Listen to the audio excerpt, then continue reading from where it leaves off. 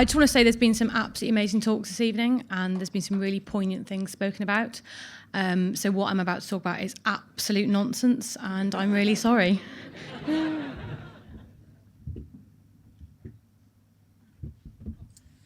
Okay, so if any of you have seen any of my Ignite talks, or one of them, you'll know that I hate everything. And that includes timing things to slides and doing what I'm told.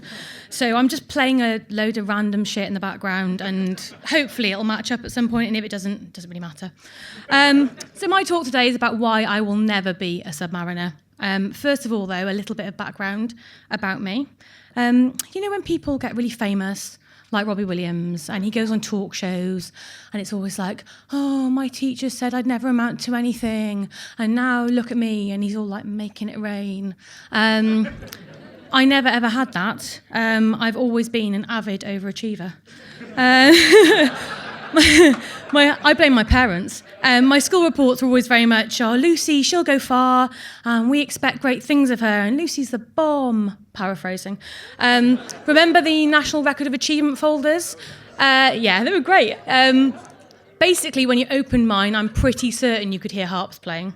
And of course, they were absolutely bang on, which is annoying. I have achieved an above average level of stuff. I won't bore you by listing the stuff, because it would take way more than 5 minutes. But if you want to know the stuff I've achieved, just Google me. Really selfishly, my parents gave me a really good upbringing. They led me to believe I could do anything I wanted, achieve anything I wanted, that my voice had the right to be heard, and they were of course right. And even though they got divorced, they remained really good friends and are still friends to this day. So absolutely no drama there either. Thanks, guys. Obviously this annoys me because I've got a gigantic ego. And I like to think that I'm a bit of an enigma, and evidently this isn't actually the case, and that really pisses me off. My friends have got an ongoing joke that I don't actually ever need a round of applause. Oh, I got one there. Because I've constantly got, did I just hear that? I've constantly got applause in my head going round and round and round. I actually bought a sound effect machine for the office so that I could give myself a round of applause whenever I wanted, and that is a true story. Ask my staff. My friends also came up with that hashtag when we've got a group chat going on, and I'm being a little bit diva-esque, and it's a hashtag Be More Lucy, which now I see it on the big screen. That's kind of a dick move, guys. You're arseholes. Anyway, generally in society, it's somewhat frowned upon to have a big ego or to think highly of yourself. And we do live in a world where we're simultaneously told that you're worth it, and also no one likes to show off. Other phrases that those of us with a kind of higher than average self-worth will hear, you're a bit full of yourself, don't be bossy. But having a high sense of worth, or a big ego for want of a better phrase, I think is absolutely no bad thing at all. It drives those of us that do have a big ego to excel only at things that warrant our attention. The areas that get us noticed, the areas that will get us praised, the areas that will fuel our egos. And why is that a bad thing? My friend's daughter wrote this.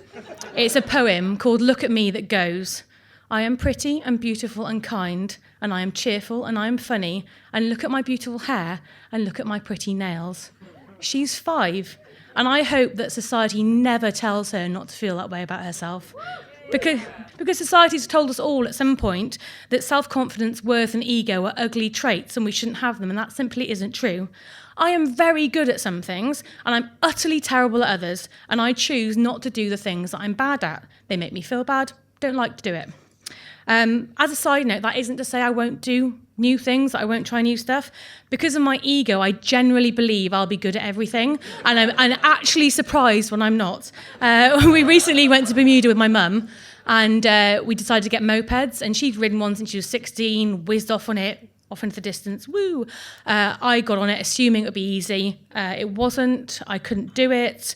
I threw what can only be described as a tantrum, and then refused to get on a moped for the rest of the trip. I have discovered, though, I am very, very good at getting in a cab. Anyway, I digress. My point is that I would much rather focus my efforts on excelling at the things I'm good at rather than overcoming the challenges. In very basic evolutionary terms, why would you keep trying to do something we're bad at? It makes no sense. And there are some things in life that I marvel that others can do, like being an astronaut. I'm neither clever enough nor brave enough to give that a go. because you can give it a go. Or living in a pressurised tube in close proximity to other humans in a stressful environment under the sea where you can't open the windows and there's no daylight, otherwise you open the window and you'll die. I would definitely be bad at that. And that is why I'll never be a submariner.